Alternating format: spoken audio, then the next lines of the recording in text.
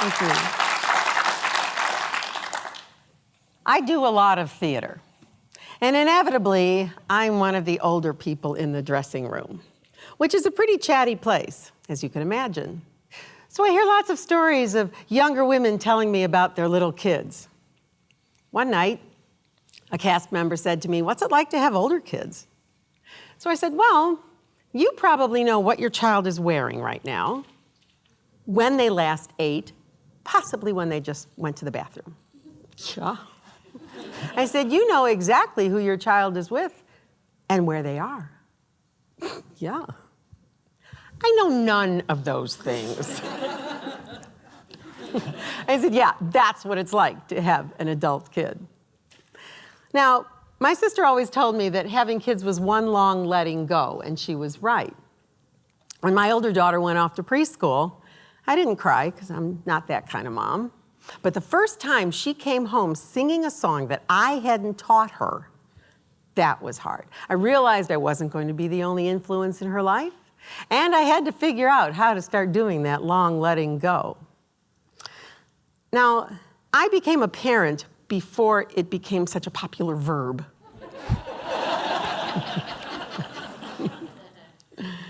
There's a lot of information out there on how to use Jewish tradition and Jewish values to raise these little Jewish children, but none of that was speaking to me.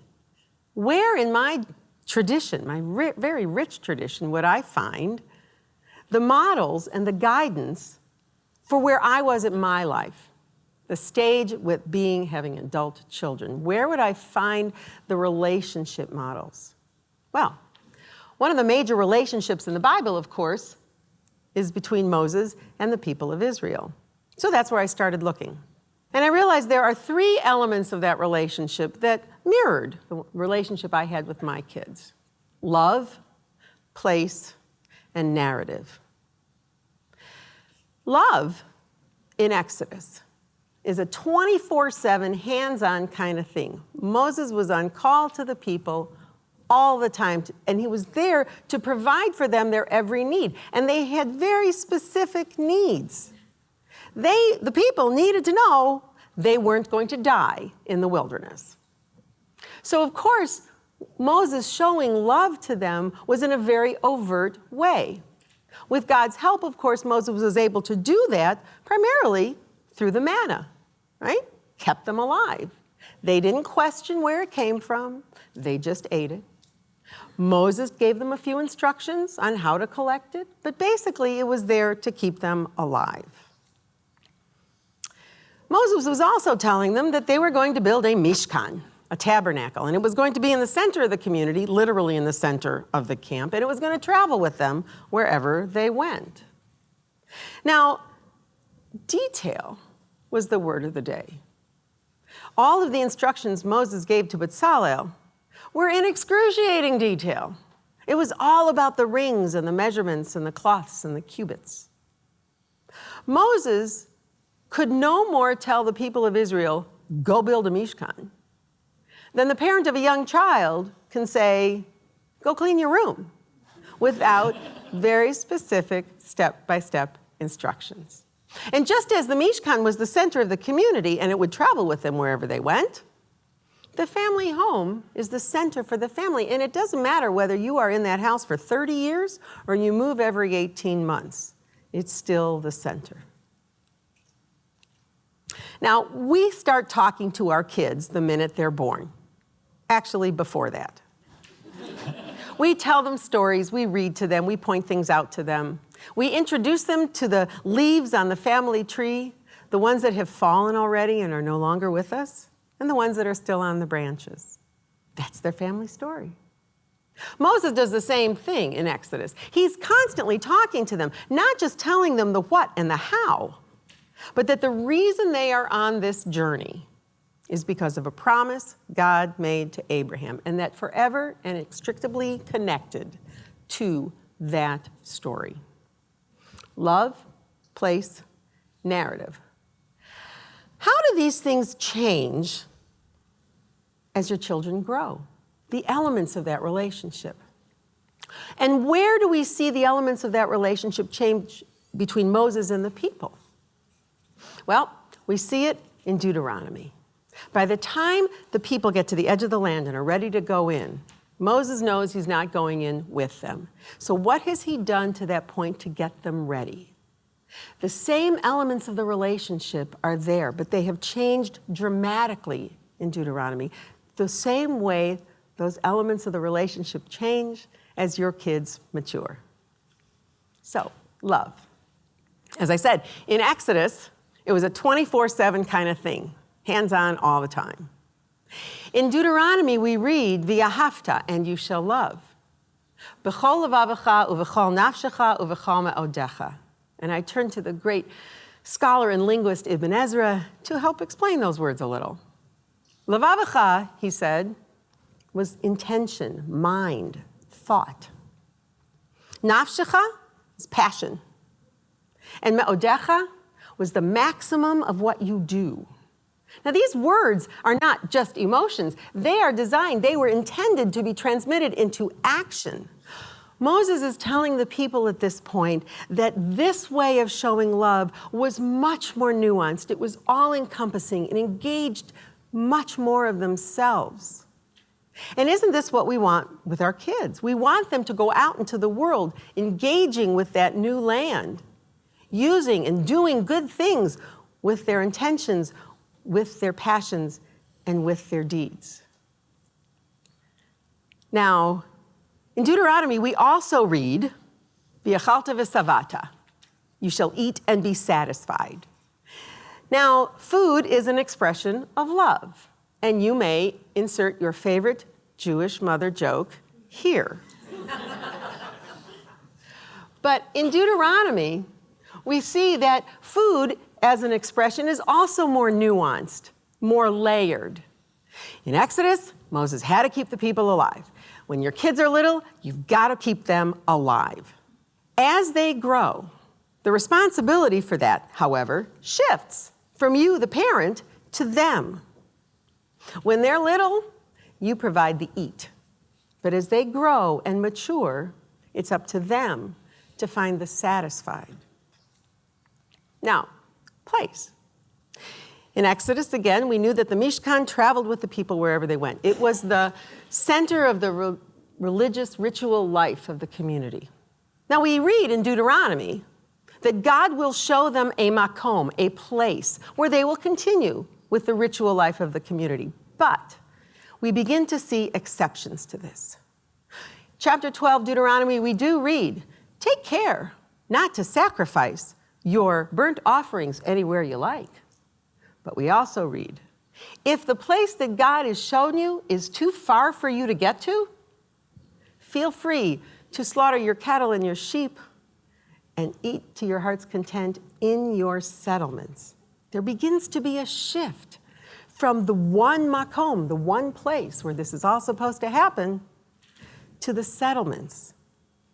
Just like there's a shift from the family home to your kid's apartment. Now, how did Moses know that the people were going to be able to make that transfer, to make the connection between what they did in the Mishkan to their settlements? Throughout the entire journey, Moses had provided the people with clear, consistent, predictable practices. And because of that, what happened in the Mishkan, they could recreate, transfer into their own new lands. The Israelites may not always make it to the makom, to the place, just like the kids may not always get home for the holidays.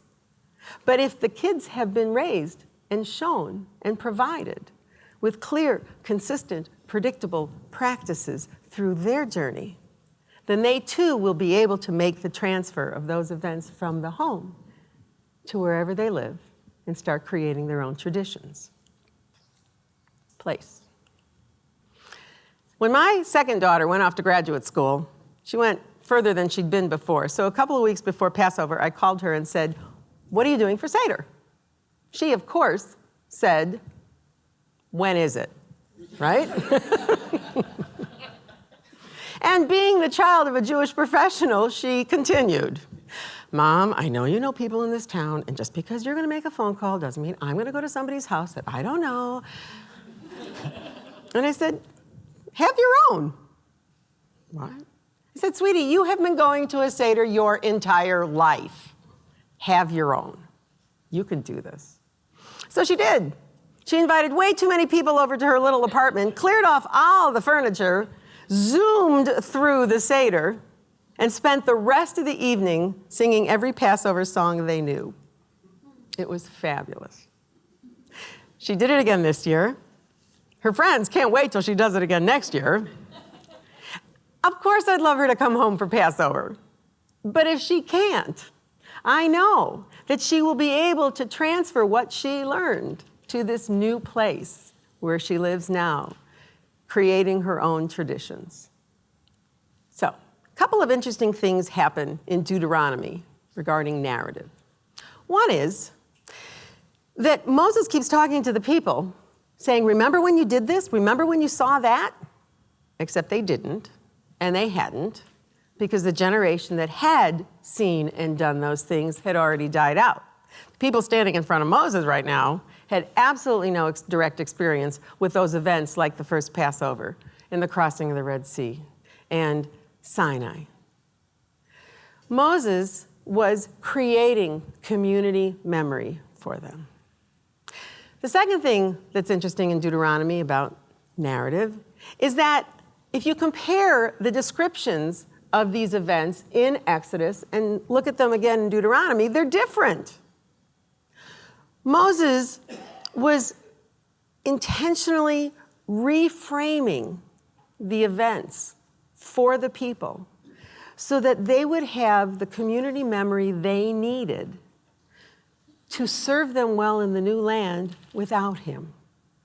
He was creating that community memory and instilling in them, implanting a memory that would serve them well as they went on. Noted author Bruce Feiler, in an article he wrote for the New York Times in 2013, talks about this when he says, the most important thing you can do for a child is also the simplest. Create a strong family narrative. So all the stories that you tell to your kids, the good times and the bad times, creates a much stronger connection to the family. It's like the narratives that you are giving them are building a bridge between their childhood and their adulthood, something that they can take with them wherever they go. Now, love, place, and narrative. These are the tools that Moses gave to the people of Israel as at the moment when they needed to know that they were going to be all right going into the land. He had been preparing them for this moment all along. He had provided for them a way of showing love that was more mature and all-encompassing. He had instilled in them a sense of place that would take them wherever they went.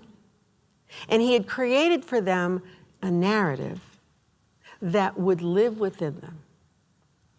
Being the parent of an adult means that you have done the same for your children, giving them the tools they need to go off into this new land, create this new identity, and take on the world. Moses stood on the top of a mountain and looked into the future, and he knew he wasn't going to get to see how it all turned out. I am luckier than Moses, because so far I've been able to see how it's turning out. And from where I sit, the view is beautiful. Thank you.